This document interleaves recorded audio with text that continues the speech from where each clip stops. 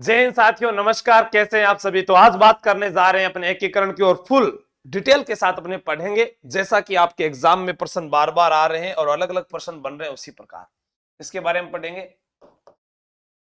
एकीकरण के बारे में, एकीकरण की बात करूं तो अपने को पता होना चाहिए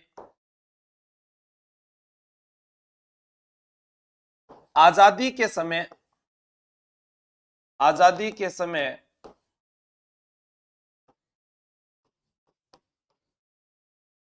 इंग्लैंड का प्रधानमंत्री कौन था। एकीकरण क्या होता है ये आपको मैंने बता ही दिया था, ठीक है।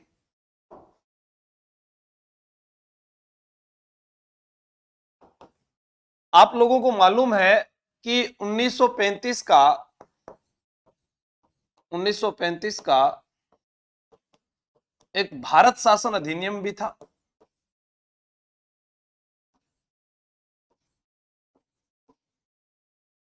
इस भारत शासन अधिनियम में देशी राज्यों को मिलाने के लिए, जो है साफ नहीं दिख रहा क्या?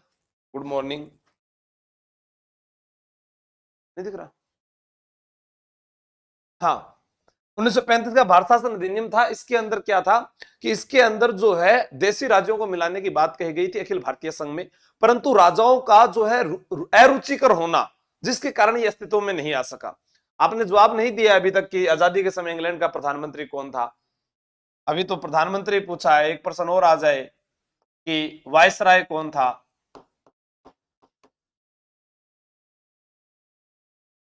बताओ जल्दी से, क्लियर साफ है? मेरे पास तो सही है। हाँ, बहुत बढ़िया सा। मैं बिना नायडो भी सुनो लागू तो नायडा बैठे हो, है नहीं? तो ध्यान रखा करो, इंग्लैंड का प्रधानमंत्री जवाब नहीं आया आपका। फिर आगे मैं बात करता हूं। 1939 में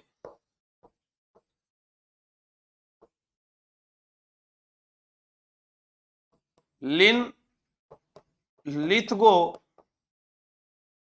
1939 में लिन लिथगो के प्रयासों से लिन लिथगो ने भी एकीकरण के विलय के लिए प्रयास किए। इसके बाद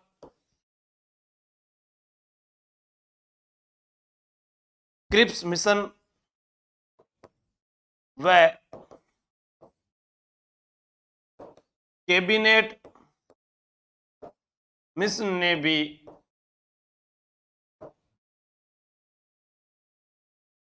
एकीकरण विलय पर विचार दिए। यानी इन विचार दिए का मतलब है या प्रयास किए का मतलब है लॉर्ड कैनिंग। महावीर चौधरी जी, आपका उत्तर गलत है। कैनिंग जो है वो 1857 की क्रांति के समय था। हम बात जीवड़ा एकीकरण की कर रहे हैं, इसीलिए कहता हूं कि थोड़ा सा ध्यान रखना चाहिए। क्या होता है अपने ध्यान नहीं रखते। प्रधानमंत्री था एटली। कौन था? एटली प्रधानमंत्री था और वायसराय था माउंटबेटन। माउंटबेटन। दो प्रश्न आप लोगों के गलत हो सकते थे। हाँ, थे सर, इंग्लैंड का पीएम निकिता मेंट एटली। हाँ, क्लीमेंट, हाँ क्लीमेंट एटली जिसको बोल देते हैं, बिल्कुल निकिता सोनी जी। इसको अपने पूरा नाम ले तो ऐसे बोल देते हैं, क्लीमेंट एटली। इन्होंने क्या घोषणा की पता है? कि हम जो है जून 1948 को भारत को हम आजाद कर देंगे। लेकिन ऐसा होता नहीं है। यहां पर इंग्लैंड में पहली बार जो है लेबर पार्टी का गठन होता है, मजदूर पार्टी जिसको बोलते हैं। उसके बाद में धीरे धीरे जो है एकीकरण की प्रक्रिया शुरू होती है।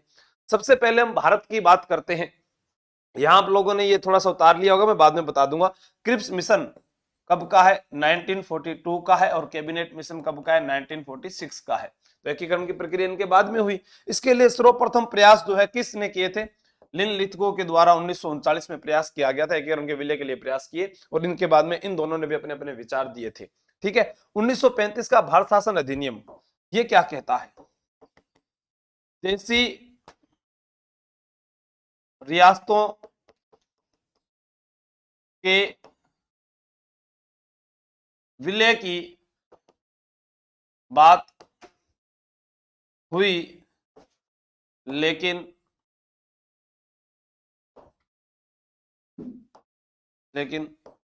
विलय नहीं हुआ। यानी अखिल भारतीय संघ में, ये पूरी लाइन जगह नहीं थी इसलिए मैं बता देता हूं आपको, आप लिख लेना कि 1935 का भारत शासन अधिनियम में देशी रियासतों को अखिल भारतीय संघ में शामिल करने का प्रयास किया गया, लेकिन भाइयों और बहनों इन राजाओं ने कहा कि हम शामिल नहीं होंगे, इस कारण ये अस्तित्व में नहीं आ सका। तो आपसे क्या प्रश्न पूछे जाएंगे? एकीकरण के समय इंग्लैंड का प्रधानमंत्री, देखो एकीकरण के समय, तो एकीकरण के समय देखो, एकीकरण के समय एटली, एकीकरण सीधा सीधा याद हो गया ना। देखो क्या याद करना था, इंग्लैंड का प्रधानमंत्री, एकीकरण एटली याद हो गया, ठीक है। उसके बाद एकीकरण के लिए प्रयास लिनलिथगो ने, क्रिप्स मिशन, कैबिनेट मिशन। अब अपने बात करते हैं, देखो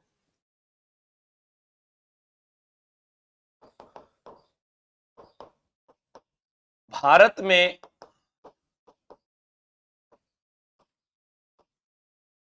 एकीकरण का श्रेय किसे जाता है?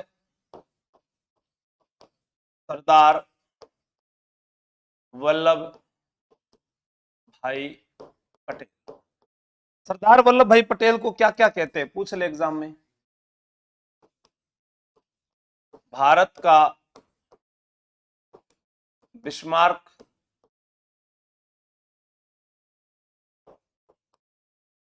भारत का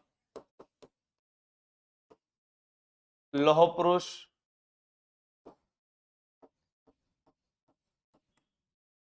सरदार की उपाधि बारदोली, गुजरात की महिलाओं द्वारा दी गई। चलो अभी एग्जाम में प्रश्न आया था एकता दिवस कब मनाया जाता है, ये प्रश्न आया था क्योंकि सभी को एक सूत्र में बांधा था ना, तो आप बताइएगा कि एकता दिवस कब मनाया जाता है, जल्दी बताओ। एकता दिवस कब मनाया जाता है? सरदार वल्लभ भाई पटेल ने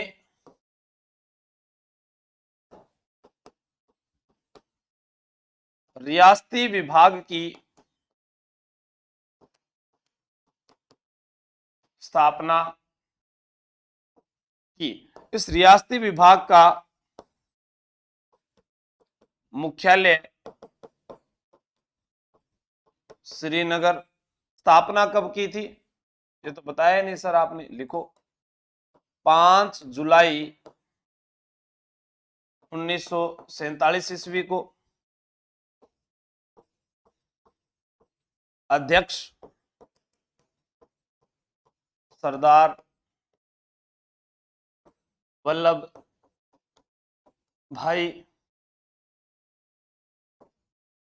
सचिव वीपी मेनन।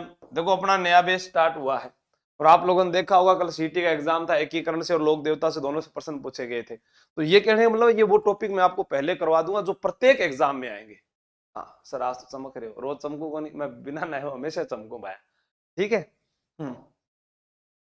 अभी तक बताया नहीं आप लोगों ने एकता दिवस कब मनाया जाता है, एग्जाम में आया अभी, जल्दी बताओ। कमल वर्मा जी कमेंट करो, शाबाश। सचिव वीपी मेनन। एक प्रश्न पूछा जाता है कि भारत में जो ऊंची प्रतिमा है वो अपने पूछा जाता है the statue of unity Sardar Vallabh भाई पटेल की है, भारत का लौह पुरुष, लिख दिया भाई साहब। हाँ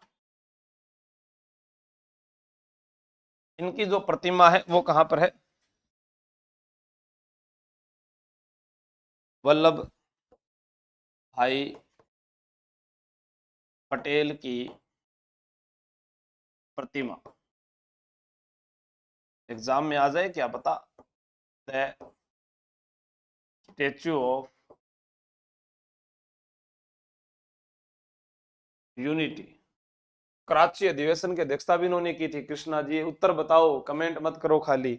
द स्टेच्यू ऑफ यूनिटी कहां पर है? केवड़िया गुजरात। केवड़िया गुजरात में। हम्म, अभी तक जवाब नहीं आया है किसी का भी।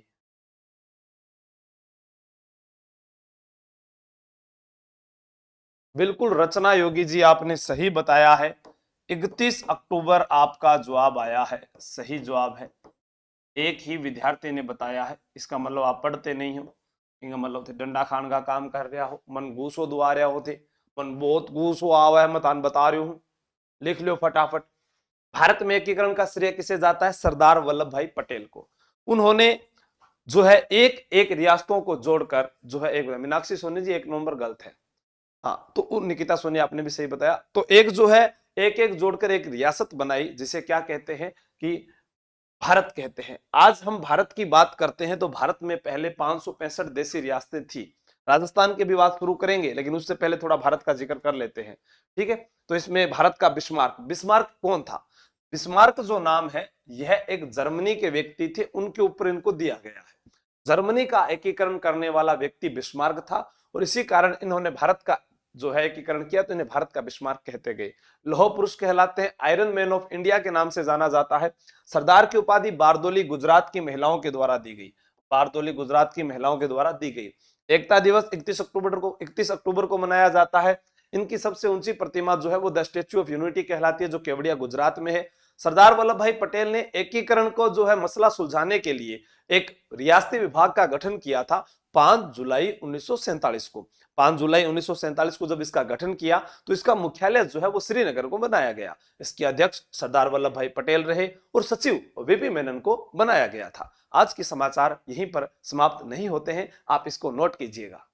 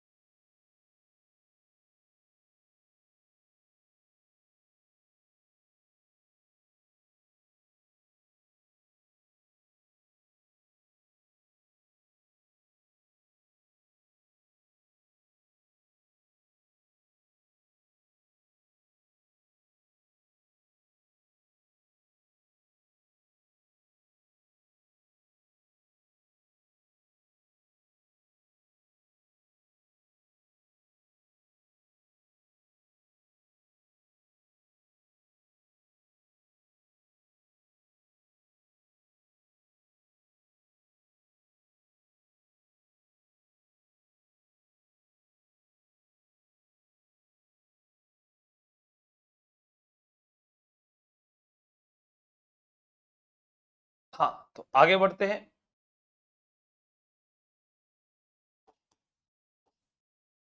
भारत में एकीकरण के समय 565 देशी रियासतें थी, लेकिन विलय पत्र पर 562 देशी रियासतों ने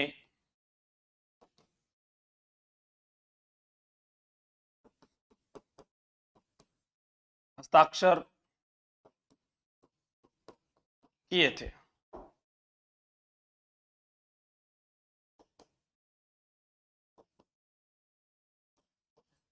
हैदराबाद,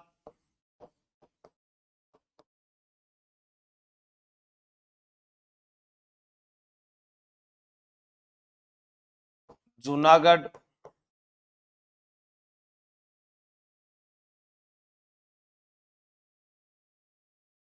कश्मीर, ये 3 ऐसी रियासतें थी साथियों, जो यहां पर एकीकरण के समय विलय पत्र पर हस्ताक्षर नहीं करते हैं।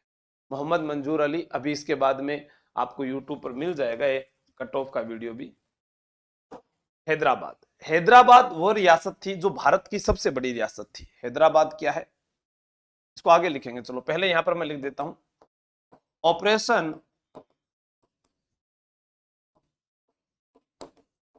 पोलो के तहत शामिल किया गया। यानी पहले तो ये शामिल कौन ही होया, फिर भाई साहब सरदार वल्लभ भाई पटेल ने कहा शामिल तो होना ही पड़ेगा, आज नहीं तो कल शामिल हो। ठीक है, तो ऑपरेशन पोलो के तहत इसको शामिल किया गया।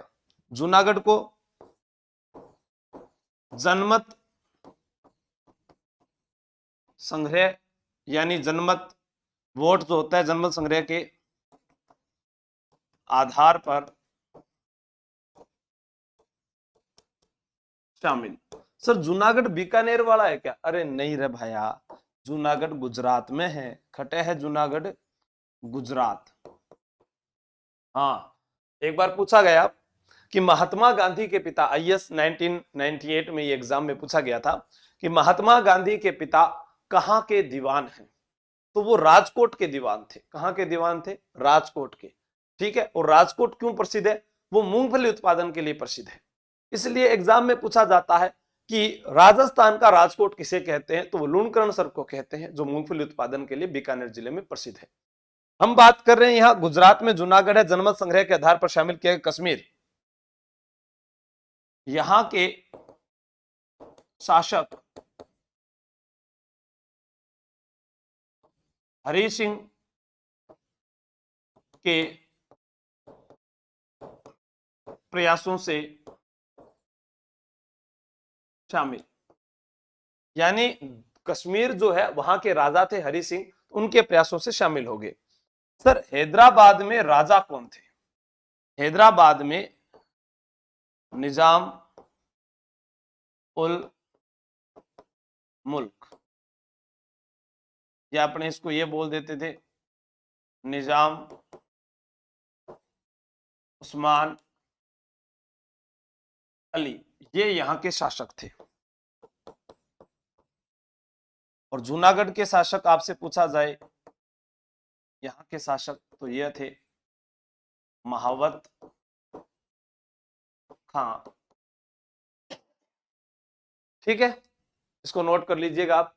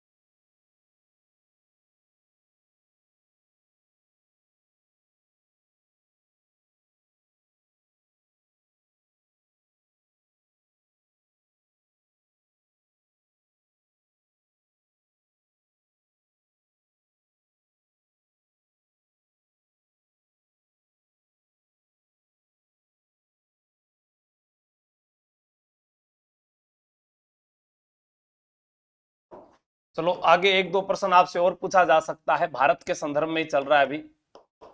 भारत की सबसे बड़ी रियासत,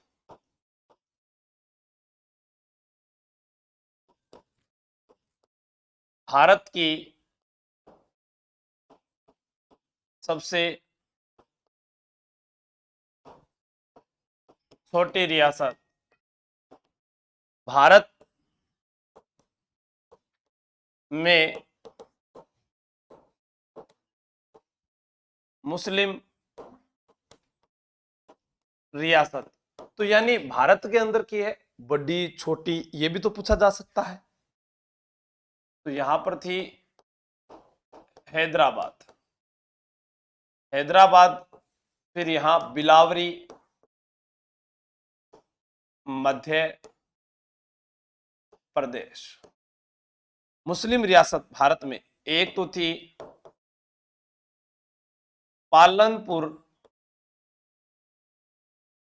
गुजरात और एक थी टोंक राजस्थान। ये आपको दोनों याद रखनी है, ठीक है। नहीं, क्लास 1 घंटे की ममता जी। भारत में मुस्लिम रियासत अपने बात कर रहे हैं यहां पर किस चीज की। एक प्रश्न आता है, निजामों का शहर, निजामों का शहर किसे कहते हैं? तो वो हैदराबाद को कहते हैं। हैदराबाद मूसा नदी किनारे है। कौन सी नदी के किनारे है भाई? मूसा नदी किनारे हैदराबाद है। बिल्कुल आपकी सही बात है। यहां हम बात कर रहे हैं कि भारत की सबसे बड़ी रियासत हैदराबाद थी, भारत की सबसे छोटी रियासत बिलावरी मध्य प्रदेश थी, भारत में मुस्लिम रियासत पालनपुर गुजरात है और दूसरी रियासत टोंक राजस्थान है। निजामों का शहर हैदराबाद जो मूसा नदी के किनारे है। यह चीज आपको याद रखनी है। एक बात और मैं थान बताना चाहूंगा कि अब आप बात करांगा बस सिर्फ और सिर्फ राजस्थान की बात करांगा, भारत की बात आपने इतनी है। हाँ, राजस्थान में मुस्लिम रियासत पूछी जाए तो सिर्फ एक होगी टोंक, लेकिन भारत के संदर्भ में पूछी जाए तो मुस्लिम रियासत होगी 2, याद रखना है। देखो आगे बढ़ते हैं। राजस्थान एकीकरण एक नजर, राजस्थान एकीकरण एक नजर। एक नजर को मतलब बहुत मोटी नजर चाल लगी थारी। हाँ सही बता रही हूं थान, मैं लिखता जा जो थे।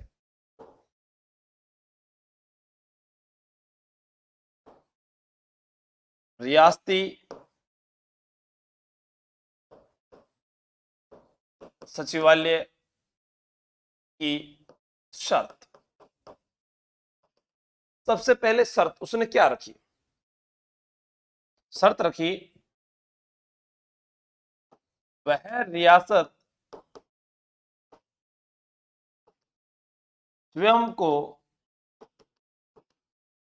स्वतंत्र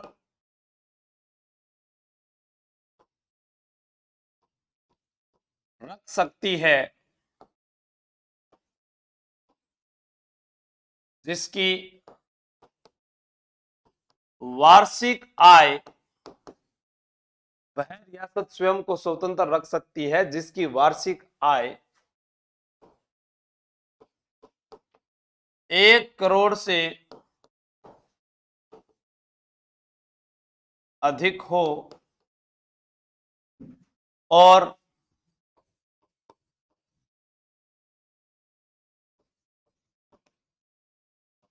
जनसंख्या 10 लाख से अधिक हो।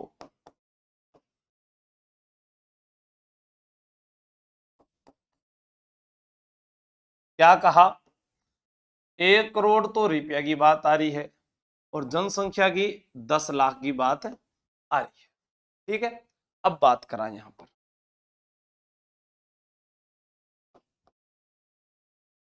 किस चीज की बात कर रहे हैं? जनसंख्या 10 लाख से अधिक हो, वार्षिक आय 1 करोड़ से अधिक हो, इसमें पढ़ते हैं। और ये पढ़ रहे हो गुरु जी? अरे मुख्य बात आ है कि इस शर्त को पूरा करने वाली राजस्थान में कौन कौन सी रियासत थी? इस शर्त को पूरा करने वाली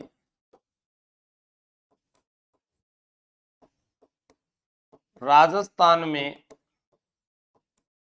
4, कितनी भाई? 4 रियासतें थी। कितनी रियासतें थी? 4 रियासतें थी। सॉरी भाई शक्तिमान, कौन याद कर रहा है मेरे को है? 4 रियासतें थी। नंबर 1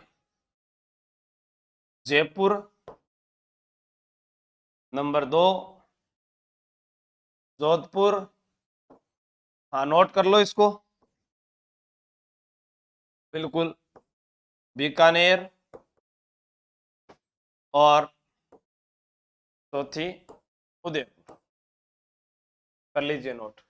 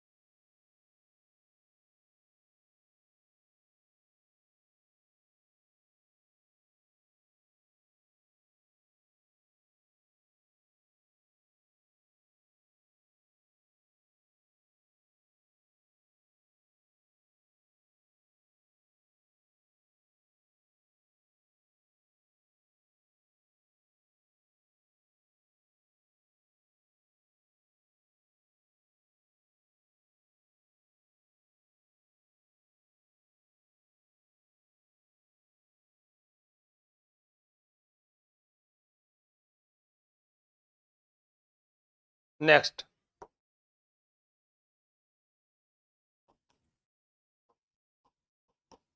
विलय पत्र पर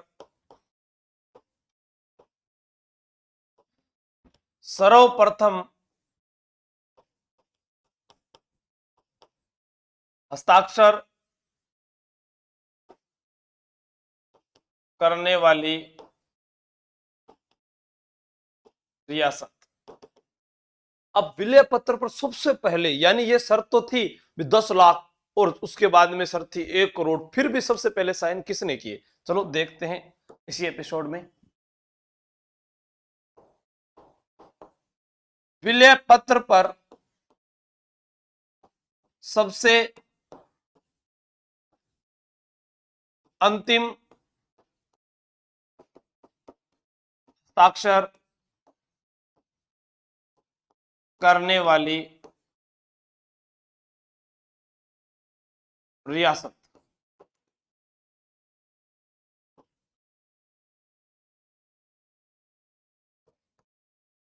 राजस्थान में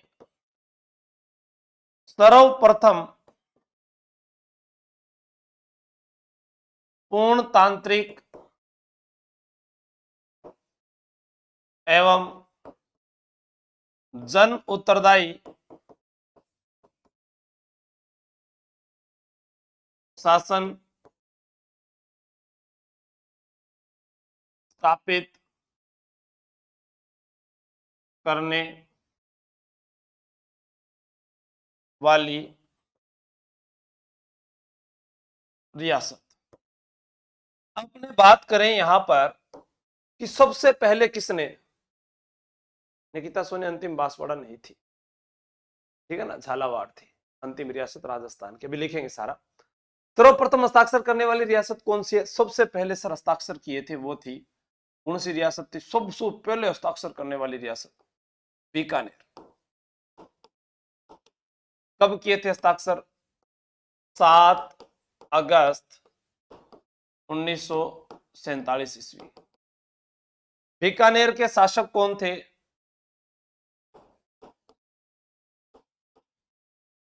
शार्दुल सिंह। बीकानेर के राजा कौन थे? शार्दुल सिंह। उनके द्वारा सबसे पहले हस्ताक्षर किया गया। अब मैं आपको एक बात बोलता हूं कि बीकानेर और धौलपुर में 36 का आंकड़ा है। कितने का आंकड़ा है? 36 का। बीकानेर प्रजामंडल की जो स्थापना है, जो अपने बात करते हैं, वो 1936 में हुई और 1936 में ही बीकानेर के साथ धौलपुर प्रजामंडल का गठन भी हुआ था। उसी प्रकार अगर मैं बात कहूं कि 36 का आंकड़ा है, तो सबसे पहले साइन जो है वो बीकानेर ने किए और सबसे बाद में जो साइन है वो धौलपुर ने किए। आइए देखते हैं। विलय पत्र पर सबसे अंतिम हस्ताक्षर करने वाली रियासत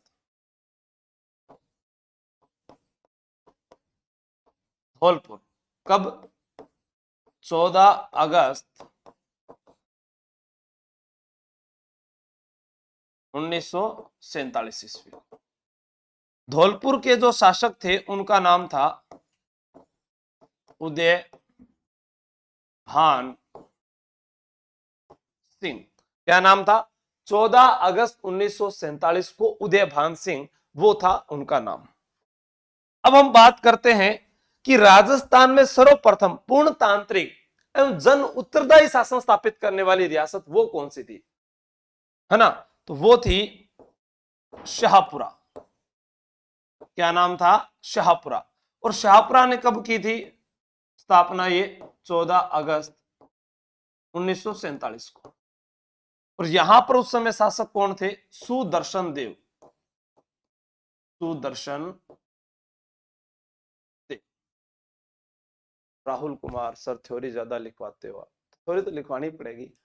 हाँ, शाहपुरा के सुदर्शन घनश्याम कुमावत, बहुत बढ़िया। क्योंकि मैंने आपको कहा है कि चाहे आप कांस्टेबल की तैयारी करें, चाहे आप आरएस की तैयारी करें, चाहे एसआई की करें, चाहे एलडीसी की करें, किसी की भी तैयारी करें, मेरी तरफ से कभी भी कोई कमी नहीं रहेगी। आप अपने साथी भाई बहनों के सिर्फ एक बैच ज्वाइन करें जो सबसे हाई लेवल का है, उसी के अंदर सबसे ज्यादा आ जाएगा। जैसे एलडीसी की तैयारी करने वाला कोई है तो मैं उसे कहता हूं कि आप एसआई की तैयारी कीजिए, है ना। ये थर्ड क्या है देखो, ये अभी समझ में आएगा। भाई हम जो रियासतें हैं उनके अंदर ये मांग उठ रही है, भाई मेवाड़ का राजा कह रहा है कि मैं जो है अपनी अलग एक यूनियन बनाऊंगा, जयपुर का राजा कह रहा है कि मैं भी अपनी एक अलग यूनियन बनाऊंगा, वागड़ के राजा कह रहे हैं कि हम अलग बनाएंगे, हाड़ौती के राजा कह रहे हैं। तो उन सब में एक ऐसी रियासत शाहपुरा जो थी, उन्होंने सबसे पहले कह दिया कि हम ही हमारे उत्तरदायी शासन की स्थापना करते हैं। तो इसलिए ये स्थापना की गई। प्रत्येक राजवंश के राजा ये चाहते थे कि हम एकीकरण में शामिल ना हो। क्यों ना हो उसके बारे में अभी पढ़ते हैं ना, क्योंकि सबका एक अपना अलग अस्तित्व था, उनका सबका अपना एक अलग स्टेटमेंट था। कोई कहता है कि हमारे जो है राज प्रमुख है वो हमारे ही जो वंशानुगत है उनको बनाया जाए, जैसे मेवाड़ के महाराणा भोपाल सिंह ने कहा कि उदयपुर को ही राजस्थान की राजधानी बनाई जाए, मुझे 20 लाख रुपए पृथ्वी परस के रूप में दिए जाए, या मेरे जो वंशज है उन्हीं को आजीवन राज प्रमुख बनाया जाए। तो सरदार वल्लभ भाई पटेल ने कहा जरा रुको, थोड़ा सब्र करो, ऐसे थोड़ी ना होगा साहब, आप राजा महाराजा हैं तो ऐसे आपके कहने पर ये पूरी रियासत नहीं है, ये पूरा राजस्थान है, भारत को चलाना है, एक करना है, हमें एकता के सूत्र में बांधना है।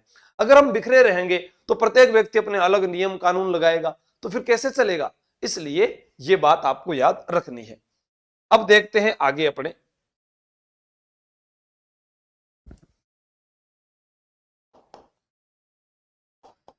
उत्तरदायी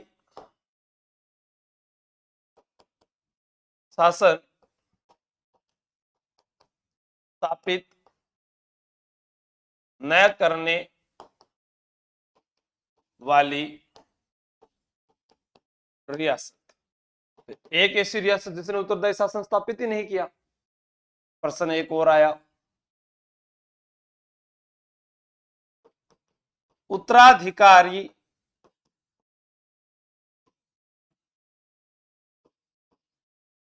शुल्क न वसूलने वाली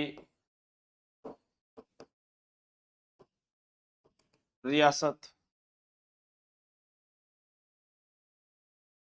उत्तराधिकारी शुल्क न वसूलने वाली रियासत। फिर अपने बात करते हैं, मराठों को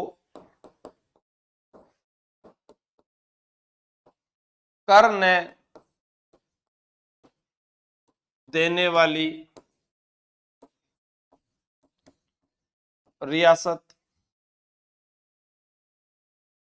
फिर नेक्स्ट प्रश्न हमसे पूछा जा सकता है, भारत छोड़ो आंदोलन में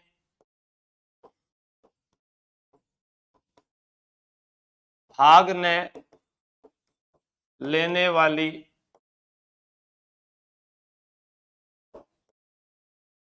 रियासत। फिर और प्रश्न क्या आता है जी, और प्रश्न भी बहुत सारे आते हैं। क्या आता है मैं बता रहा हूं, लिखो आप, निराली रियासत,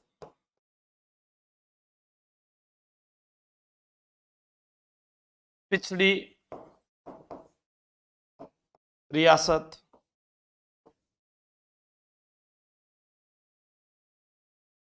विश्व का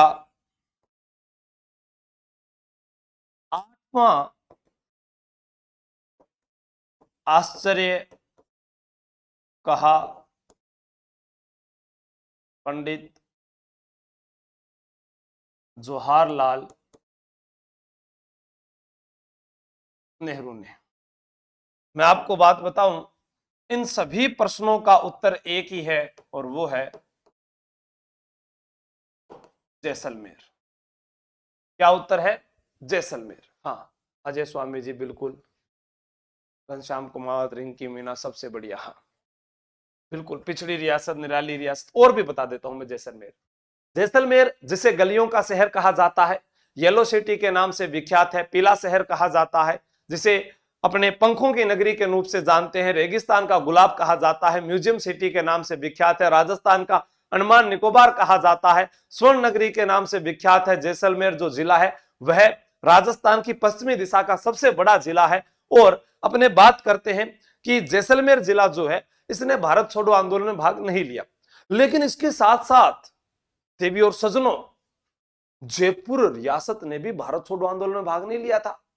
लेकिन वहां से एक प्रश्न पूछा गया कि जयपुर ने भाग नहीं लिया तो फिर आजाद मोर्चा जिसने भाग लिया था, बिल्कुल सर आजाद मोर्चे ने भाग लिया था, बाबा हरिश्चंद्र ने बनाया था, पेपर में तो बार बार आता है, जेंटलमैन समझौता पूछा जाता है कई बार, ठीक है, तो वो सब चीजें अपने जयपुर रियासत में पढ़ेंगे।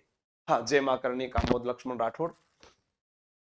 हाँ, 8वां आश्चर्य, बिल्कुल सारी बातों का उत्तर मैंने लिख दिया है, आप नोट कीजिए। ये वो रियासत है जहां पर किसी बाहरी चित्रशैली का प्रभाव भी नहीं पड़ा। जितनी मैंने बातें बताई है बोलकर वो भी लिख लेना। दोबारा बताऊं क्या? गलियों का शहर कहते हैं, म्यूजियम सिटी कहते हैं, पंखों की नगरी कहते हैं, पीला शहर कहते हैं, विंड सिटी कहते हैं, येलो सिटी कहते हैं, रेगिस्तान का गुलाब कहते हैं। हाँ, बाहरी चित्रशैली का प्रभाव नहीं पड़ा है। स्वर्ण नगरी के नाम से विख्यात रेगिस्तान का गुलाब राजस्थान का अंडमान निकोबार कहा जाता है। स्वर्ण नगरी के नाम से विख्यात जिला जैसलमेर है, ध्यान रखना, ठीक है, नोट कर लो।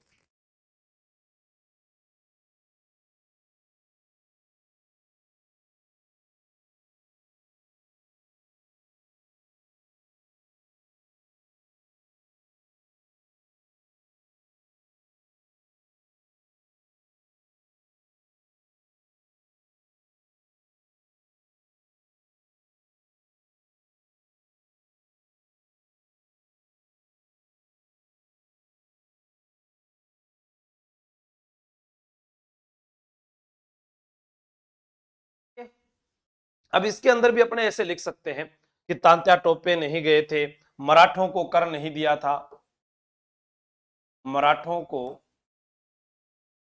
कर न देने वाली रियासत।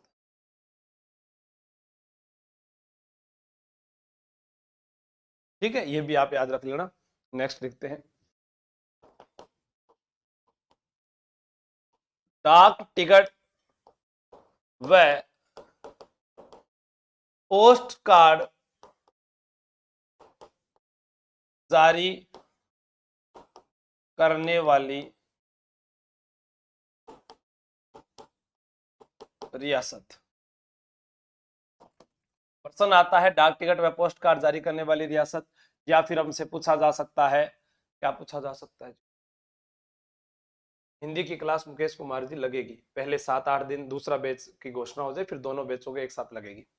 डाक टिकट व पोस्ट कार्ड जारी करने वाली रियासत। उसके बाद में बात करें अपने किस चीज की बात कर रहे थे? हाँ, भारत छोड़ो आंदोलन, भारत छोड़ो आंदोलन में भाग न लेने वाली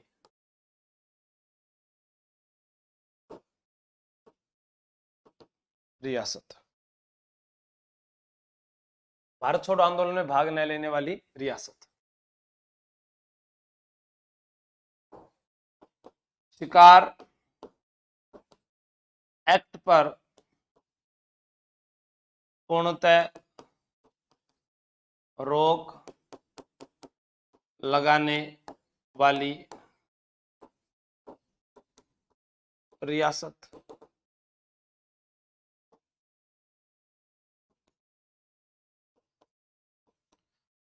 शिक्षा पर प्रतिबंध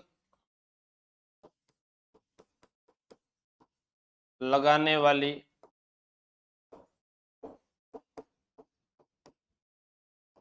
रियासत। हम देखते हैं यहां पर शिकार एक्ट पर पूर्णतः रोक लगाने वाली रियासत, शिक्षा पर प्रतिबंध लगाने वाली रियासत। इसके अलावा एक प्रश्न हमसे और ये पूछा जा सकता है कि वन्य जीव सुरक्षा कानून बनाने वाली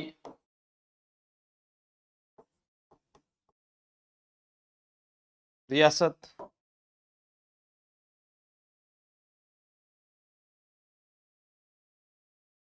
वन्य जीव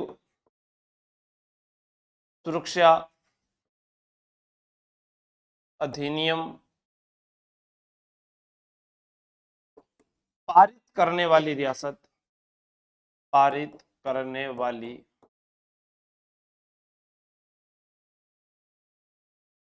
रियासत। यहां से डायरेक्ट फैक्ट के प्रश्न डायरेक्ट आते हैं। इन दोनों का उत्तर क्या होगा? जयपुर होगा।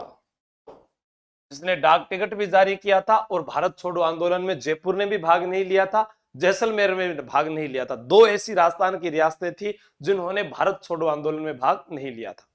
ठीक है। शिकार, देखो शिकार कहां पर, मुबारक महल जो था टोंक के अंदर, वहां ऊंट की कुर्बानी होती थी। तो अपने याद कर लेते हैं कि जहां शिकार होता था बड़ा, वो टोंक को याद कर लेते हैं। तो टोंक जो है वहां पर शिकार एक्ट पर रोक लगाई गई। उसके बाद आती है शिक्षा पर प्रतिबंध लगाने वाली। तो रास्तापाल कांड कहां पर हुआ था जी, ये तो डूंगरपुर में हुआ था। रास्तापाल कांड डूंगरपुर में हुआ। वन्य जीव सुरक्षा कानून, कानून कहां बनते हैं, हाई कोर्ट कहां पर है अपना, तो कानून जोधपुर में बनते हैं। अधिनियम पारित किया वन्य जीव, वो है अलवर। अलवर कौन सा है, अलवर। अलवर में छुपा है लवर, और लवर तेज होते हैं भैया, इसी कारण फंस गए थे तेज सिंह। हाँ, अलवर के तेज सिंह महात्मा गांधी हत्याकांड में फंस गए थे, बिल्कुल। तो ये दोनों चीज याद रखना। देखो, वन्य जीव सुरक्षा अधिनियम पारित किसने किया, अलवर ने। लवर क्या होते, तेज, तेज थे तो फंस गए थे महात्मा गांधी हत्याकांड में। तो महात्मा गांधी हत्याकांड से जुड़ी रियासत कौन सी आ जाएगी, अलवर आ जाएगी। नोट कीजिएगा इसको एक बार।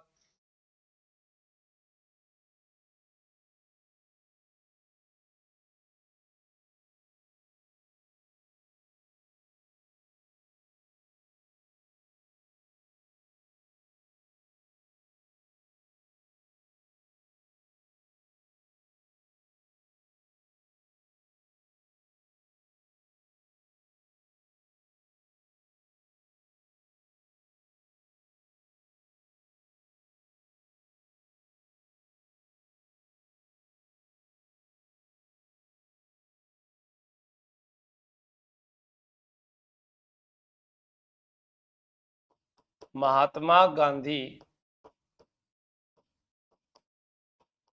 हत्याकांड से जुड़ी रियासत जी, महात्मा गांधी हत्याकांड से जुड़ी रियासत कौन सी है, अलवर। अलवर के शासक जिनका नाम आया था वो थे तेज सिंह, और तेज सिंह का एक दीवान भी था जिसका नाम था पीएन खर्रे। इनका नाम आया था। नोट, तेज सिंह को दिल्ली में नजरबंद किया गया।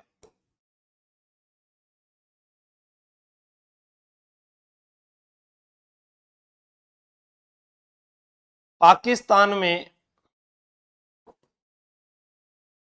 मिलना चाहती थी, ऐसी भी दो रियासतें थी। भाषाई आधार पर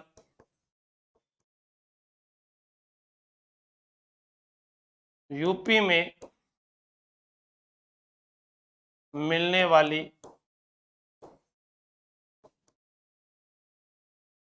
रियासतें वो भी दो थी। महात्मा गांधी का समाधि स्थल कहां पर है, अगर पूछा जाए कभी, तो वो है राजघाट, दिल्ली।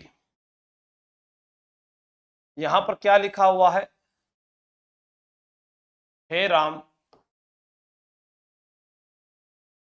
लिखा है। हत्या किसने की थी, 30 जनवरी 1948 को नाथूराम गोडसे ने गोली मारी। पाकिस्तान में मिलने वाली रियासतों में नाम आता है जोधपुर और टोंक।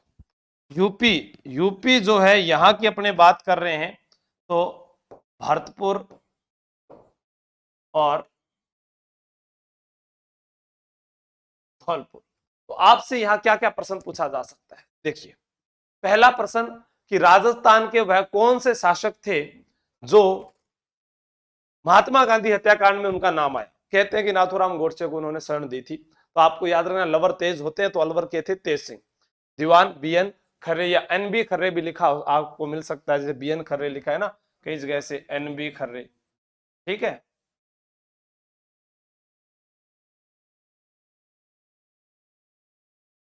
ठीक, तो ये आपको याद रखना है। उसके बाद में अपने बात करें कि दिल्ली में नजरबंद किया गया था किनको, अरे तेज सिंह को, ये यहां पर लिखा हुआ है, तेज सिंह को दिल्ली में नजरबंद किया गया था। पाकिस्तान में राजस्थान की वह रियासतें जो पाकिस्तान में मिलना चाहती थी वो कौन कौन सी थी, कि जी पाकिस्तान में मिलना चाहती थी राजस्थान की रियासत जोधपुर और एक रियासत थी टोंक। उसके अलावा बात करूं मैं कि भाषा के आधार पर उत्तर प्रदेश में मिलने वाली रियासतों में नाम आता है किसका, भरतपुर और धौलपुर। ये दोनों ही राजस्थान की जाट रियासतें थी। एमएस जैन कमेटी के आधार पर इनको राजस्थान में मिलाया गया था, एमएस जैन कमेटी, वो अपने आगे पढ़ेंगे ना। तो आज अपने इतनी ही बात करते हैं, कल अपने और पढ़ेंगे कि राजस्थान में कितनी रियासतें हैं, कितने ठिकाने थे और कितने केंद्र शासित प्रदेश थे, राजस्थान का एकीकरण कितने चरणों में हुआ, और राजस्थान में हम जानेंगे कि एक भारतीय स्वतंत्रता अधिनियम की धारा जो 8 थी उसके तहत जो है ब्रिटिश सर्वोच्चता जो है वो समाप्त कर दी गई थी। राजस्थान एक बी श्रेणी का राज्य था और अजमेर मेरवाड़ा एक सी श्रेणी का राज्य था। भारत में उस समय 3 प्रकार की श्रेणियां होती थी, ए बी सी, और इन श्रेणियों को 1 नवंबर 1956 को 7वें संविधान संशोधन में समाप्त कर दिया गया। आज के मुख्य समाचार यहीं पर समाप्त होते हैं। सभी को धन्यवाद। 1 घंटे बाद कल्चर की क्लास होगी, मिलते हैं उसी में। जय हिंद, जय भारत।